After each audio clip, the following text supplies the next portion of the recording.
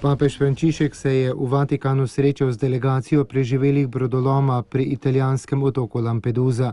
Tragedija, v kateri je življenje izgubilo 368 migrantov, se je zgodila 3. oktobra 2013. V delegaciji je bilo 37 oseb, večinoma žrtve in nekaj njihovih svojcev. Vsi so Eritrejci.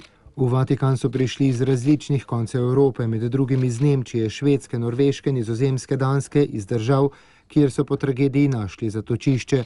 Zato je papež v kratkem nagovoru tudi spodbudil vse moške in ženske v Evropi, da bi odprli vrata svojih src. Življenje oseb, ki morajo migrirati, je namreč težko. Ko že prispejo do nekega pristanišča, ki se sicer zdi varno, se morajo še naprej spopadati s težkimi stvarmi. Vrata so zanje zaprta in pogosto ne vedo, kam naj gredo. Zato je v takih trenutkih najpomembnejše, da se odprejo vrata src. Papež Frančišek je preživelim dejal tudi, da jim težko karkoli pove, kajti besed za izreči vse tisto, kar so oni pretrpeli, ni lahko najti. Lahko se le v tišini kontemplira, se joče in išče način, kako bi lahko bili blizu. Blizu sem vam, molim za vas, molim, da bi se zaprta vrata odprla. Vse, kar je na razpolago meni, je na razpolago tudi vam.